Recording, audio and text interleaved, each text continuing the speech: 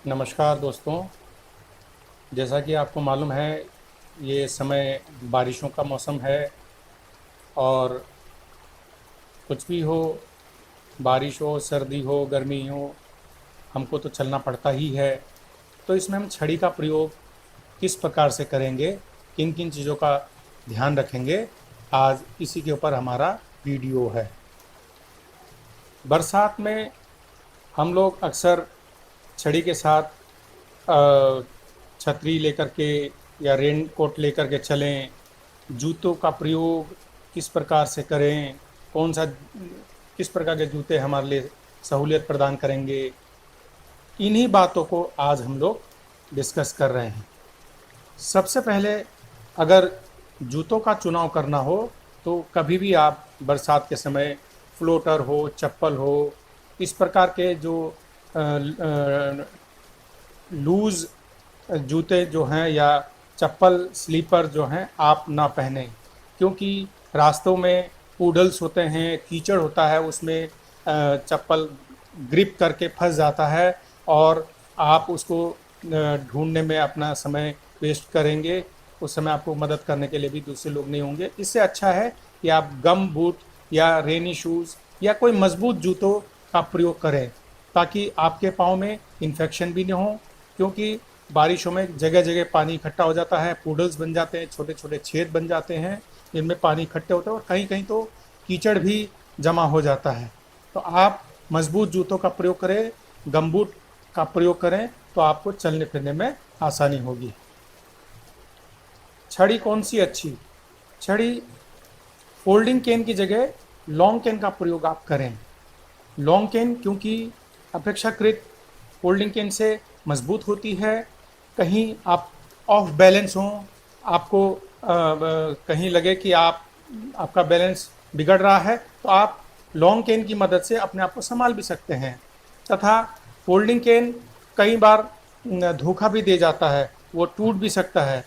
Long केन का प्रयोग ज़्यादा सही रहता है, क्योंकि लॉन्ग केन जो है उसकी रीच ज़्यादा अच्छी होती है, उसकी मजबूती काफ़ी अच्छी होती है। तो मैं ये रिकमेंड करूँगा कि आप इन दिनों फोल्डिंग केन के स्थान पर लॉन्ग केन का प्रयोग करें। जहाँ तक रेनकोट का प्रयोग करना है या छतरी का प्रयोग करना है, तो यहाँ पर बहुत उचित रहता है कि आप छतरी के स्थान पर रेनकोट का प्रयोग करें, क्योंकि छतरी में दो बातें हैं। एक तो वह दूसरे हाथ को भी एंगेज कर देता है, तथा वह उसमें पानी टकराने की वजह से आपके जो ऑडिबल क्लूज़ हैं, जो आप आसपास के वातावरण से आवाज़ों को सुनने की कोशिश करते हैं, उसको वो उसका साउंड इफ़ेक्ट ज़्यादा बढ़ा देता है। तो आपको साउंड क्लूज़ वगैरह मिलने में कठिनाई होती है, तथा हैंडल करने में भी दिक्कत है छतरी को। तो इसके बजाय, छतरी के बजाय आप रेनकोट का इस्तेमाल करेंगे तो आप अपने मोबिलिटी को अच्छे से मैनेज कर सकते हैं। ध्यान रखें, वर्षा बारिशों के भी साउंड इफ़ेक्ट्स होते हैं। अन्य दिनों की अपेक्षा, जैसे हम सड़क पार कर रहे हैं या सड़क के साइड वॉक कर रहे हैं, फुटपाथ पे चल रहे हैं, तो गाड़ी के आवाज़ या उनके टायरों से निकलने वाली जो आवाज़ें हैं, ध्वनियाँ हैं, वे साउंड बदल जाते हैं, अलग प्रकार से साउंड आता है। तो सड़क क्रॉस करते समय बहुत ध्यान देना है कि आज बारिश हुई है, सड़क गीली है और उसमें जो साउंड निकल रहा है, जो उसमें से ध्वनियाँ निकल रही हैं, वो अन्य दिनों के मुकाबले में अलग हैं। तो सड़क पार करते समय बहुत ध्यान देना है आपने। अन्य जो बात आप ध्यान रखेंगे वह है चलने की गति। चलने की गति अपेक्षाकृत अन्य दिनों के मुकाबले आज आप कम रखेंगे। आपकी गति थोड़ी सी कम हो जाएगी, क्योंकि बरसातों में, जैसे कि मैंने पहले भी कहा है, फिसलन हो सकती है। बारिशों के कारण सड़कों में पानी जमा हो सकता है और छड़ी आपका उस प्रकार से साथ नहीं दे रही होती है पानी की वजह से, जिस प्रकार से अन्य दिनों साथ दे रही होती है। मूवमेंट छड़ी की रेस्ट्रिक्ट हो जाती है, प्रतिबंध उसमें लग जाता है। वह ऊंचे नीचे स्थानों को फाइंड आउट करने में उसको कठिनाई होती है। तथा पानी जमा होने के कारण कहीं कहीं गड्ढे या कीचड़ ये बरसात में उपस्थित होते रहते हैं। तो आपको अन्य दिनों के मुकाबले में बहुत ध्यान से चलना है। कई जगह तो गलियों में जो ड्रेन सिस्टम होता है, लोग वहाँ पर उसका ढक्कन भी खोल के रख देते हैं ताकि पानी ड्रेन हो जाए। लेकिन अगर आप उस जगह से फैमिलियर हैं और आप रोज़मर्रा की तरह चल रहे हैं तो ध्यान दें, बरसातों में लोग ड्रेन सिस्टम को दुरुस्त करने के लिए ढक्कन खोल देते हैं। दूसरे लोग तो उसको देख करके सावधान हो जाएंगे, लेकिन आपको यह जानने में समय लगेगा, तब तक दुर्घटना भी हो सकती है।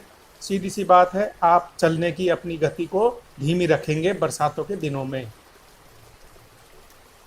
बारिशों में जब आप साइड वॉक कर रहे हैं, सड़क के किनारे चल रहे हैं, फुटपाथ पे चल रहे हैं और वहाँ पे वृक्ष हैं, पेड़ हैं, और बारिशों में क्या होता है, भीग करके पेड़ पौधे, उनके पत्ती टहनियाँ भीग करके वो झुक जाते हैं, तो आपके चेहरे पे या शरीर पे लग सकते हैं, आपको भिगा भी सकते हैं।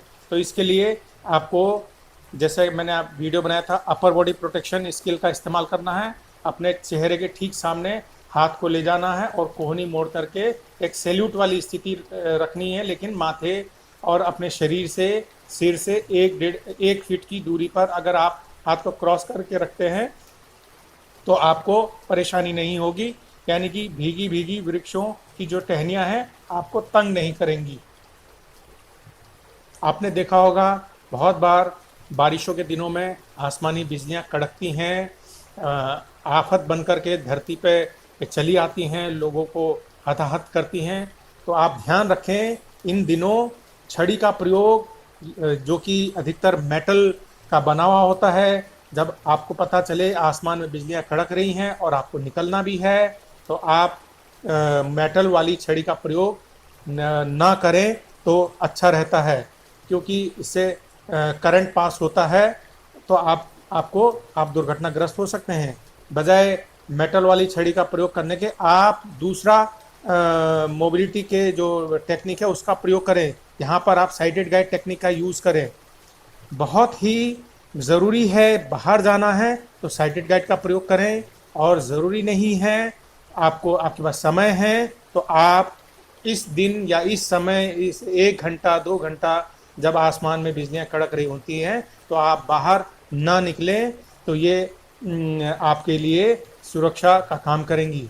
तो आज मेरा ये कुछ 2-4 टिप्स थे। बरसातों के दिनों में आप छड़ी का प्रयोग किस प्रकार से करेंगे, किस प्रकार से अपनी मोबिलिटी को सुचारू रूप से जारी रखेंगे। ये मेरा वीडियो अब समाप्त हुआ। मैं इसी प्रकार के वीडियो लाता रहूँगा।